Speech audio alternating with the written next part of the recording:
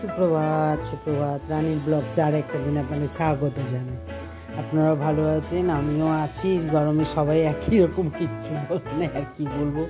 সকালবেলা উঠেই একেবারে শুরু হয়ে গেল আমার যা ডিউটি রোজের। আগে আমার ছেলে মেয়েদেরকে দিয়ে শুরু করি, আগে আমার গুরুদেবেরকে স্মরণ করে তারপরে ছেলে মেয়েদেরকে শুরু করি। এদেরকে যদি না ঠিক মতন করি সারাদিনটা ভালো থাকে না। এদের মধ্যেই ভগবান লুকিয়ে আছে। হ্যাঁ, যেহেতু এরা কথা বলতে পারে না বাবা, তাই জন্য বলি সবসময় এদেরকে দিয়ে যদি ভালো যাত্রাটা করি ভালোই যায়। আর বাদামগুলো আমি একটু ভেঙে দিই, কেন ওরা তো বোঝে না, ওরা তাহলে তো সব হয়ে গেল। গোটা গোটা বাদাম দিলে না ওরা ঠিক খেতে পারবে না, নষ্ট করে দেয়, ফেলে দেয়। আর খাঁচার নিচে সেই পটি ফটি থাকে ওর মধ্যে ফেলে দেয়, আর ওগুলো ধুলে আমি দেই না। নিজেকে দিয়ে সবসময় আমি করি। নিজে যেমন পরিষ্কার পরিচ্ছন্ন নোংরার মধ্যে দিয়ে খাবো না, তেমনি ওদেরকেও আমি তাইভাবে দেখি। আমার ছেলের সাথে ওদেরকে কখনো আমি আলাদাভাবেই ধরি না। এবং ওদেরকে খাবারটা দিয়ে তারপরে তো আরও আছে, ছাদে যাব, টিনের চালে সব একবার উঁকি ঝুঁকি মেরে চলে গেল আমার কাক। হ্যাঁ, আমি যে আগে ওদেরকে দিয়েছি, তারপরে এই যে ওদেরকে খাবারটা নিয়ে আসলাম, এদেরকে দিয়ে দেখেন আবার ডিম দিয়েছে আর একটা। ভগবান, যে কী করবো আমি নিজেই বুঝে পাই না।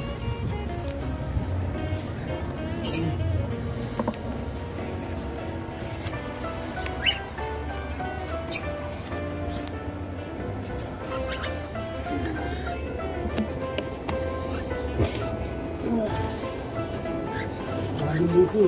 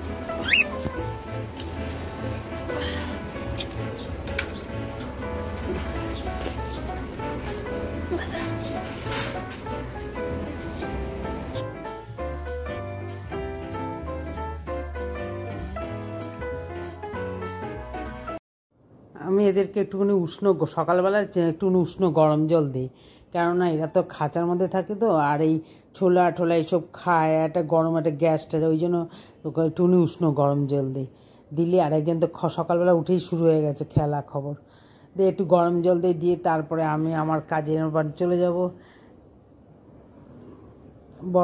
মানে আরেকটা ছোটোটা ওইটা খালি দেখে কখন মা আসবে, মা মানে আমার হাতের মধ্যে টোকর মারবে।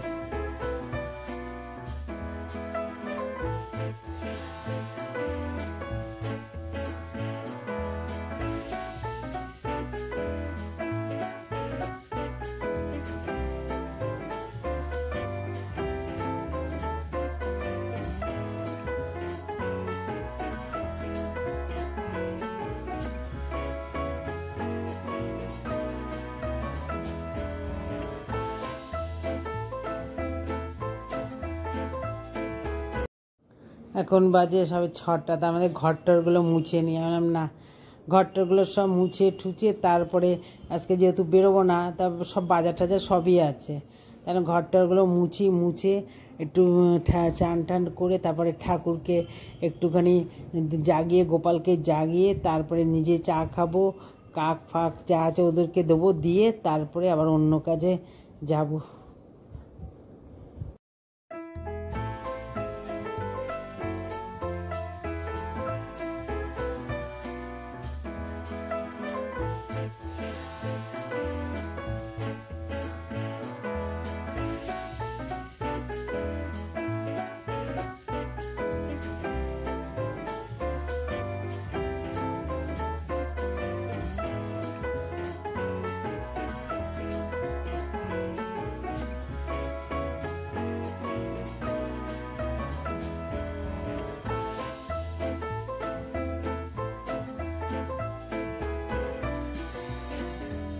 খাটের তলায় একটু ঢুকে রয়ে যতই লাঠিটা দিয়ে মুছি না কেন, খাটের তলায় একটু ঢুকে যদি একটু না মোছা যায় না, আর এই যে পাখিগুলো ঘরে থাকে, ওরা অনেক সময় ডানা ঠানায় ছটকায়, তো ওদের খাবারে যে ঘাসের থানার খোসা সেগুলোও ঢুকে যায়। এবার চান টান করে গোপালকে জাগিয়ে ড্রাই ফ্রুট দিয়ে পুজোটা পরে দেবো, তাই আমি বললাম একটু চা নিয়ে বসি, আর একটু সকাল সকাল একটু আরামে চা না খেলে, যেহেতু হাঁটতে যায়নি, একটু চা না খেলে ঠিক ভালো লাগবে না। আর এই বাবা আর কোথায় রে, এদের আবার বিস্কুট জলে না ভিজিয়ে দিলেও হয় না, খেতে পারে না, শুকনো তো, আর এখন তো বৃষ্টি বাদল হয় না, এইবার না ভিজালে ওরা খেতে পারে না বিস্কুটগুলো, আর কোথায় লুকিয়ে রেখে যায়, আর অন্য কাক এসে খেয়ে চলে যায়। হাসিও পায় সকালবেলা এইসব দেখি, আমি নিজেই একা একা না জানলা দিয়ে হাসতে থাকি। আমি দেখেছি এই কাকটা রেখে গেল, এবার দেখছি অন্য কাকটা এসে আর খোঁজে, যে রেখে যায় সে আর ওই না, বাস চলে আসলো, আবার সব আসবে। এবার উপরে যাব আবার পায়রাগুলোকে খেতে দিতে, এখানে পায়রাদের দেওয়া যায় না, কেন গম দেই তো ওদেরকে, দিলে আবার তাও ওখান থেকে এরা ভাগ পাতবে, ওই দেখে নাচছে পায়রা, হ্যাঁ তাও ভাগ পাবে, যাই হোক তবু ওদেরকে গম দেওয়া যায় না। এইবার সকালবেলা টিফিনটা খাওয়া হয়ে গেল,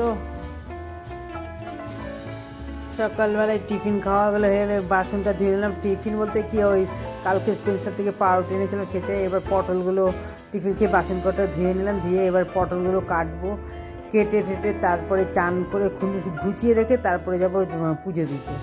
যাই হোক পটলগুলো কাটবো, কেটে হচ্ছে রায়দিঘির পটল, জানেন তো এগুলো একটু দাম বেশি, 70 টাকা করে কিলো, কিন্তু বিচি আর মাংস বেশি, বিচি নেই আর জলও হয় না, হ্যাঁ, আর খুব টেস্ট এগুলো, মানে এক একটা পটল থাকে না, যেমন জল পটলটাকে করলে দেখবেন কেমন একটা জলচা জলচা লাগে, এই পটল তা না। তবে এই পটল সবসময় সবার কাছে কিন্তু রাখেও না, একটু দাম বলে অনেকে নিতে চায় না, কিন্তু যেখানে দেখবেন একবার খেয়ে দেখবেন খুব টেস্ট আছে এই পটলগুলো। যাই হোক এবার রান্নাটা আমি ভাবছি সেরে নিই, পরেই একবারে মাছের রান্না একবারে সেরে নিই, সকালবেলা তো ঠাকুরের গাটা মুছিয়ে করে নিয়েছি, যে একবারে রান্নাটা সেরেই তবে চানটা করে পুজোটা দিয়ে নেবো। রান্না তো কিছু করবো না, শুধু করলা ভাজবো আর 2 পিস কাটা পোনা মাছ ভাজবো আর চিংড়ি মাছ দিয়ে পটলের তরকারি, সেই জন্য যাক পটলগুলো কাটা হয়ে গেলে কড়াইতে সরষের তেল দিয়ে নুন হলুদ দিয়ে এবার পটলগুলোকেও ভেজে নেবো, তেল দিয়ে সরষের তেল দিয়ে পটলটাকে আর আলুটাকে একটু হলুদ নুন দিয়ে ভেজে নেব। হ্যাঁ, পটলটা ওটা ভেজে নিয়ে তারপরে কড়াইয়ের মধ্যে দিয়ে দেবো একটুখানি গোটা জিরে আর শুকনো লঙ্কা দেবো আর তেজপাতা দেবো।